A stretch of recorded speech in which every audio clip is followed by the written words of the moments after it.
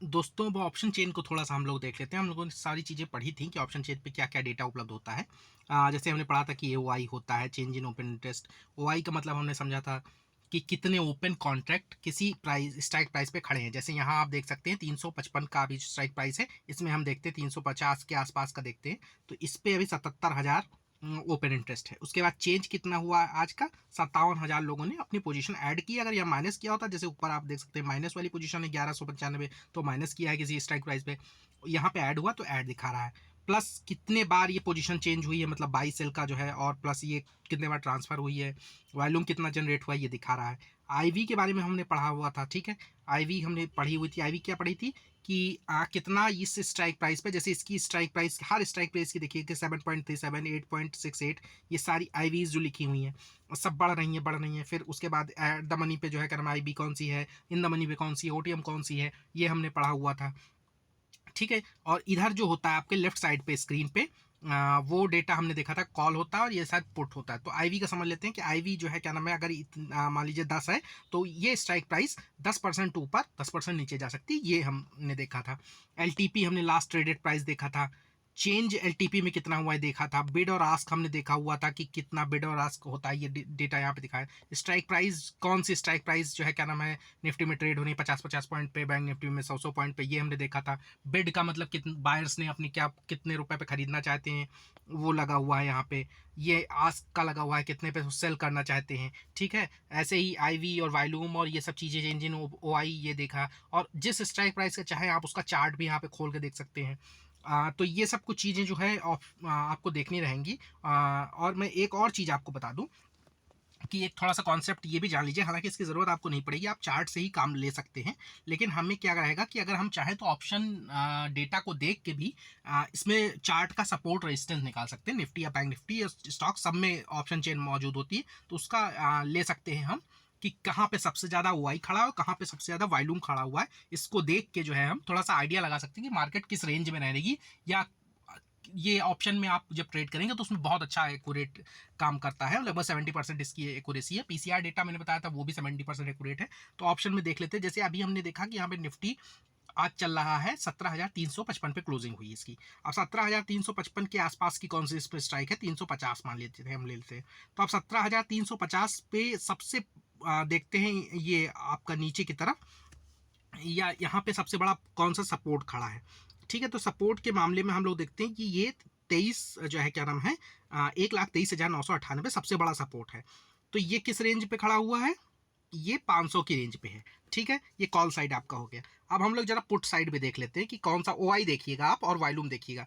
ओ आई और वॉल्यूम में 1,23 यहाँ पे है, और वॉल्यूम में भी 15 लाख बहुत बड़ा एक नंबर है, और यहाँ 1543 है, तो इसका ओ आई थोड़ा सा कम है। एट द मनी पे जो है सबसे ज़्यादा वैसे भी वॉल्यूम होते हैं, तो एट द मनी से नीचे ये आप आइएगा जब, तो देखिएगा ये कि क्या कितना बड़ा वैल्यूम खड़ा हुआ है या ओ आई कितना बड़ा है। यहाँ पे आसपास की जो 4-5 स्ट्राइक कम से कम ऊपर के देख लीजिए, 4-5 नीचे के स्ट्राइक देख लीजिए, तो इससे आपको एक रेंज का अंदाजा मिल जाएगा कि अगर इस साल है, सॉरी इस साइड है, तो ये कॉल लोगों ने शॉर्ट कर रखी है। और इस साइड अगर आप ये पुट का डेटा देखेंगे तो इस साइड आपको दिख जाएगा कि पुट जो है हम लॉन्ग कर रखी है लोगों ने, यानी तेज, इधर वाले तेजी का मूड बना रहे हैं, इधर वाले मंदी का मूड बना रहे हैं, ठीक है। ये कॉल साइड है। अब इधर देख लेते हैं हम लोग, अभी क्या है 350 चल रहा है, तो 350 के आसपास का हम लोग देख लेते हैं। 117, 182, 170 इस तरह से देखते हैं। तो ये जो 3 स्ट्राइक हैं, इसमें सबसे ज़्यादा 182 वाली है जिसका ओ आई है दोस्तों। तो ये क्या हो गया हमारा 17,200 सपोर्ट हो गया। 17,200 पे सबसे बड़ा ओ आई खड़ा है। और इधर रेजिस्टेंस में अगर हम देखेंगे तो सबसे बड़ा जो है आपका ये 1,23,98, मैं थोड़ा सा क्लियर कर देता हूँ, आप देखिएगा ये 1,23,98 का जो है सबसे बड़ा वो है ओ आई है। ये कितने पे आपका 1,23,98, 500 पे। तो आप एक रेंज निकाल सकते हैं दोस्तों कि ये पुट, क्योंकि इधर मैंने आपको बताया था कि ये सेलर का पॉइंट ऑफ व्यू से देखेंगे आप, सॉरी बायर के पॉइंट ऑफ व्यू से पुट अगर शॉर्ट हो रखी है तो मार्केट में तेजी होगी।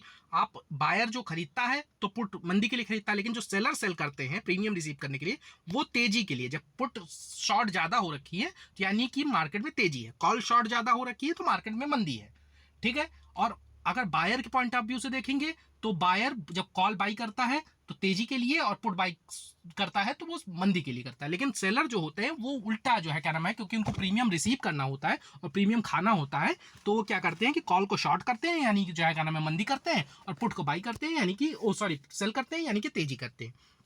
तो इस डेटा से जहां पे सबसे ज्यादा ओआई खड़ा हो, इस आप एट द मनी जो भी चल रहा हो, एट द मनी तो आपने जान ही लिया कि 355 के सबसे करीब वाला जो स्ट्राइक प्राइस है, उससे 4-5 स्ट्राइक के आसपास आप देखिएगा पुट में, और 4-5 स्ट्राइक के आसपास देखिएगा आप कॉल में। दोनों में जो सबसे बड़ा ओआई जहां खड़ा हो, और वॉल्यूम में भी अगर सबसे ज्यादा जो भी बड़ा हो, उसको आप अपना सपोर्ट और रेजिस्टेंस की तरह मान सकते हैं। और चार्ट पे जैसे एक रेंज हो, मान लीजिए ये रेंज चल रही है, तो अगर यहाँ पे 18 ये 17 जो है 200 पे आए, तो आप एक तरह से खरीदारी कर सकते हैं। और 17 ये 500 का अगर रेजिस्टेंस यहाँ पे आप देख रहे हैं सबसे बड़ा ओआई खड़ा है, तो 17,500 पे जब ये जाए, तो आप यहाँ पे अपना 17,500 पे ये बिकवाली कर सकते हैं। लेकिन ये जब सपोर्ट रेजिस्टेंस 200 आप निकालिएगा, तो इसके लिए भी कैंडल स्टिक का प्रयोग करना कभी ना भूलिएगा।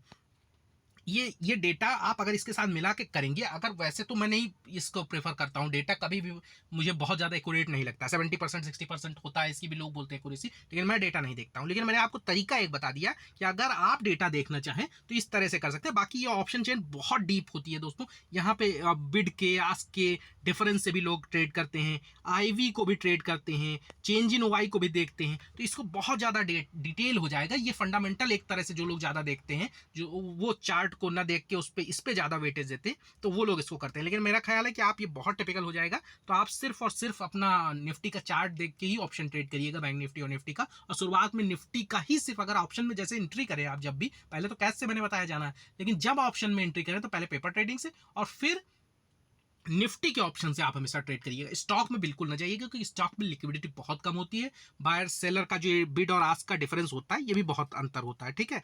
तो इसके वजह से भी वहां पे प्रॉब्लम आपको आ जाती है।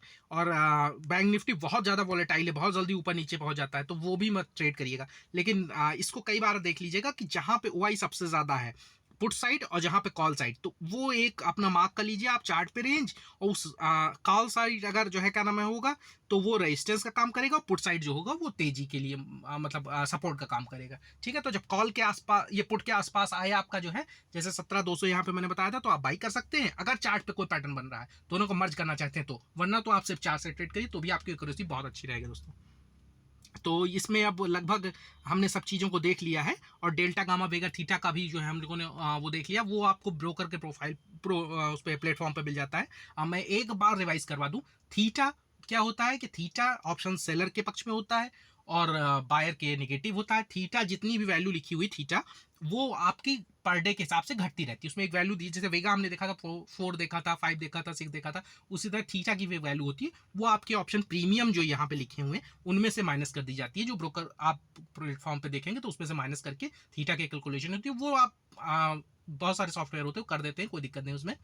तो वो कल, इसका मतलब थीटा का मतलब ये हुआ कि कितना डिके होगा ऑप्शन का प्रीमियम कल, अगर आज जैसे मान लीजिए 17,800 पे है, और 17,800 पे ही कल खुल गया, वहीं पे फ्लैट खुल गया, ओपन हो गया, तो भी आपका प्रीमियम कम कितना होगा, ये थीटा आपको बता देता है, ठीक है। थीटा एक्सपायरी के पास बहुत तेजी से गलता है, और एक्सपायरी के पहले जो है, मतलब जब कॉन्ट्रैक्ट की शुरुआत होती है, आप खरीदते हैं जिस दिन, पहली तारीख को मान लीजिए शुरुआत होती है नए महीने की, तो आप उस दिन जो पहली जो है क्या नाम है को खरीदते हैं, तो वो धीरे धीरे गलता है। लेकिन अगर महीने के अंत तक आपने, मान लीजिए मंथली का आपने खरीद रखा है, महीने के लास्ट तक आपका जो है थीटा बहुत तेजी से डीके हो जाएगा लास्ट वीक में, और पहले कुछ दिनों में कम डीके होगा। लेकिन ऑप्शन को बाइंग करिएगा तो मैंने बताया कि इंट्राडे ही करिएगा।